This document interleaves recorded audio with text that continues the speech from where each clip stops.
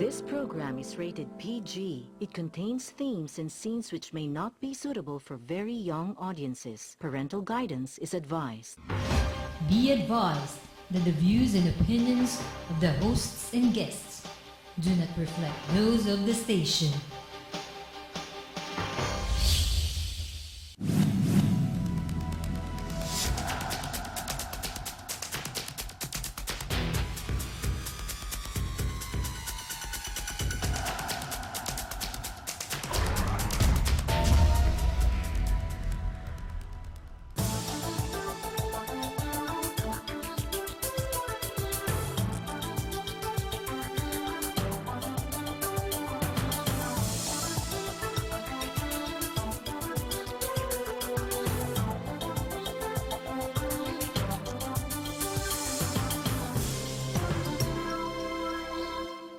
Magandang araw po sa inyong lahat. And this week, pag-usapan po natin ang isang napakahalagang bagay sa may kaugnay sa ating kasaysayan. And therefore, as they say, we must learn from history. And this is for our future and how we shall define it from here on. And itong mga nakaraang araw, dahil nga anibersaryo na naman ng martial law, maraming nagsasabi na itong lahat ng mga problema ng bayan ay dahil doon sa panahon ni Marcos, dahil sa martial law, dahil sa dictatorship, etc., etc., etc. Sa dami ng kanilang sinabi na walang pambalanse naman na yung mga totoo, napipikon ako. So sabi ko, pag-usapan natin from an objective point of view, not the personality but the policies. And let's evaluate the policies of Marcos compared to what we have today in the economy and jobs field, peace and order, foreign policy, housing, infrastructure, and transportation, if we have time to cover all of them. And so we thought it to invite, important to invite two perspectives. One from the time of people responsible with the government then, one of our elder statesmen, Senator Eddie Ilarde, is with us. On the other hand, we have one of the youngest members of society who is already politically aware, and I observed his transition from one persuasion to another, and therefore I thought it would be very good to get his perspective. Richard James Mendoza. And Richard is a student of computer science in AMA. IT. Information technology. Okay. He's only 21 compared to our 22-year-old senior statesman, Senator Ilarde. 40 years. 40 years old. Because life begins at 40. Okay. And we have architect Rene Punzalan of the United Architects of the Philippines, who will enlighten us on a specific subject in the third part of this discussion. But since he was involved in housing and infrastructure, all these, again, similar to Senator Ilarde, all these decades, he has a lot of knowledge about the Marcos time and the post-Marcos time in housing and infrastructure. So let's ask the Senator first. Anong recollection nyo and anong comparison ninyo quickly in this first part nung panahon ni Marcos at today? Alam mo ka, Mentong, di kaila sa iyo na I was in the opposition during the time of President Marcos. And without being personal to him, I opposed most of the issues he had, most of the policies that he had. But, after his ouster, I told myself that it's very easy to demonize a person. But if you cannot glorify a person, do not just demonize him for personal aggrandizement. For example, nabanggit ko, Mentong, na ako'y nasa oposisyon noong mga panahon na yon. Nang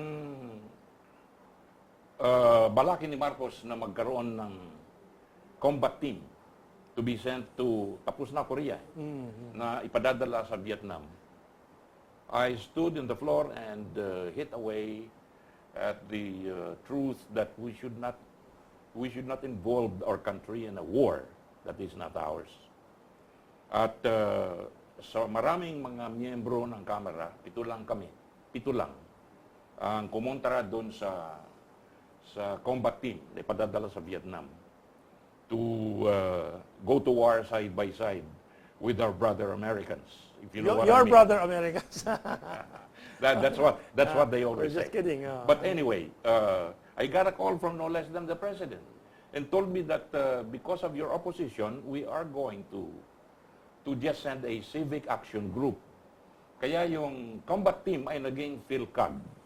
Ewan ko lang kung naalala pa Philippine Civil Action ba? Philippine Civil Action Group, PhilCAG. na pinadala sa Vietnam. Alam mo ba yun, James? Ay, Richard? Hindi pa. So matuto tayo kay Senator Ilarde.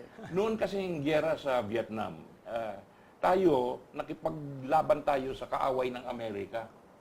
Maski hindi naman talaga natin kaaway. Pero But, Senator, we should note there, with your input, Marcos having to play diplomatic politics with the United States, which is still the power in the region then and even to a great extent today. He balanced it with your help. Instead of a combat team, he found an excuse to tell the Americans, look, hanggang civic action group lang kami. Ano? Which was good, which earned goodwill for the Philippines and for you. That's correct. Diba? Kamentong, alam po ninyo, yun si Marcos sinasabi na kung anong gusto niya, siya masusunod. He was very legalistic. At siya po ay nakikinig sa mga tao niya. Kaya yung At mga sa tao- oposisyon, tulad sa yung PhilCAG nga. yung mga pinili niya mga tao nung araw, hanggang ngayon ay naglilingkod pa. Sapagkat yung mga pinili niyang tao ay may mga matinong pag-iisip. Now, sa peace and order, during his time, and during this time, ang peace and order natin ngayon ay grabe ang nangyayari. Kung ikukumpara natin yan sa peace and order nung araw, ang peace and order nung araw talagang meron tayong katahimikan. Maybe because of martial law, but we have existing laws that punish crime. And yet, the executive department cannot seem to execute existing laws. Pero ang sabi naman nung iba na nakulong o may mga kapatid kamag-anak na nasawi sa labanan ng gobyerno, militar at yung mga dissenting forces and so on, ay pasista daw, malupit, ano. What is your reaction to that? And we'll ask our young member here. I'm not just about to defend Marcos on that score, but I'll tell you that he as I said, he was very legalistic. Meron siyang dahilan kung bakit niya lalabanan. Katulad ng paglaban niya sa mga ideologues. Yung nagbomba sa amin sa Plaza Miranda. Sa amin, kasama ka doon. Paalala lang natin. Yeah. You still have a sharpnel sa May bakal binti pa mo. ako, kaya iika ako ngayon, Karen. But that's almost 50 years ago, no? Nung tanungin niya ako kung sino daw ang nagpabomba sa amin, karamihan sa mga liberal party, sinabi niya si Marcos. Nung pagdating sa akin, sabi ko, I don't think Marcos is stupid Because that was a very stupid thing to do. For To Marcos, bomb- kung si Marcos. Yeah. Kasi it would backlash against him. That's di ba? right. Kaya ako, hindi si Marcos ang nagpabomba. Just to remind the audience, you were with the Liberal Party. The Plaza Miranda rally was the Liberal Party rally. Marcos was with the Nationalista Party. The Liberals were trying to put up a new candidate against against Marcos. And who were the alternatives? Ninoy, Jerry Rojas. Jerry Rojas. Silang Salonga. dalawa. Yung dalawa. Oo. Yung dalawa mainly, no? Si Salonga, medyo tapos na. Tapos na. na- And doon sa kumandidato rally, na, nandun si Jerry, tinamaan din si Jerry. Si Lahat kami nagkasugat. Ninoy Aquino, Wala. hindi dumating. Wala siya doon. Kaya it raises a lot of questions. Let's go to Richard. Richard, what's your reaction to the discussion? And of course, your group now, ANAKBAYAN, would call Marcos a fascist, and so on. Although you were not always against Marcos. I know your history. You had favorable views, then you had transition, and you were recruited to those who are anti-Marcos and would call Marcos a fascist today. So what caused your transition, and what is your state of mind about these issues now? Well, sa akin yung noon, 'di ba? Hindi man ako yung tawag dito yung hardcore na anti kasi mostly mga binabasa ko noon, mga mga resources sa internet, ganyan. Tapos, tsaka lang naman ako nung na-recruit last year, no, na through sa mga pag-aaral, mga study groups, ayun may basehan naman din kung bakit tinutulig sa si Marcos. Not necessarily dahil sa niya, pagkatao mismo, no? Pero dahil sa mga yung mga nangyari noon. Maliban na lang yung mga nabanggit kanina. No? Mga katulad noon, yung siguro kung sa bagay nga yung halimbawa na lang sa peace and order, yung may naitala halos 4,000 murders, pero kung ilalatag mo siya sa isang time frame, konti pa rin siya kumpara sa mga mga sumunod sa kanya. Okay. So, well, there are many aspects. We have part 2 which will be longer and will dwell more on the other issues. But there is one aspect that we are today saddled with, one problem, one crisis, energy crisis, electricity. And one of the crown jewels of the Marcos administration in terms of energy development was the Bataan Nuclear Power Plant, which was eventually cancelled. I prepared an audio of Marcos's last conversation, I think, with Cory Aquino by phone. Si Marcos nasa Makiki Heights na sa Hawaii. Pero tumawag pa siya to make one appeal.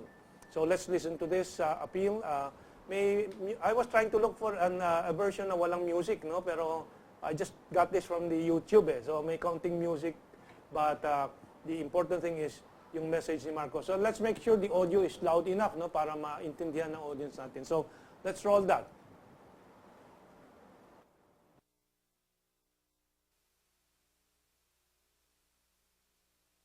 Bilinan ko kay Mrs. Corazon Aquino kaya pagpatuloy ang Bataan Nuclear Plant kung maaari.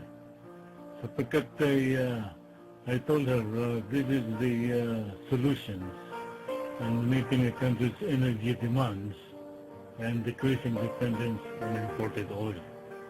Ngunit ayaw niyang tanggapin ang aking mungkahi.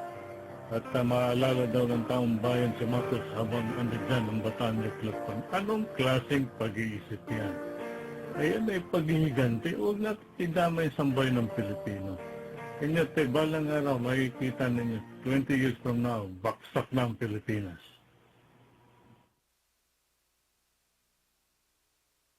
Pero anong reaction niyo doon? Alam po ninyo, marami akong natatanggap na messages sa akin at sulat sa aking kahapon lamang every Saturday and Sunday. Anong station niya? DCBB every Saturday and Sunday What at time? 1:30. Marami akong natatanggap na mungkahi na kung pwede daw buksan ang Bataan Nuclear Plant. Wala akong masagot sapagkat alam kong maraming ayaw diyan at saka ang kasalukuyang administrasyon alam kong ayaw diyan. So wala akong masagot diyan. Pero kung ako tatanungin ninyo, ang nuclear plant ay kailangan na kailangan. Okay. Sapagkat kailan mauubos ang langis natin sa ilalim ng lupa, hindi natin alam. Okay. Ang nakikinabangan ng langis natin, ibang bansa ang nakikinabang ngayon. Maraming issues, technological and so on sa nuclear power, but I think the real issue there is yung paghahanda sa power needs ng bansa, di ba? Yes. Nuclear is one option. Architect, you have any comment on that score? Ako, ang personal experience ko, Mentong dyan. May ginagawa akong hospital ngayon 200-bed hospital, no? Dyan sa Commonwealth Avenue. Napakahalaga ng power. Sa ngayon lang, ang requirement ng napakaraming building sa buong metropolitan Manila or sa buong bansa, for that matter, ay napakalaki. Okay. We have to take our break now and then we'll come back with more of these issues.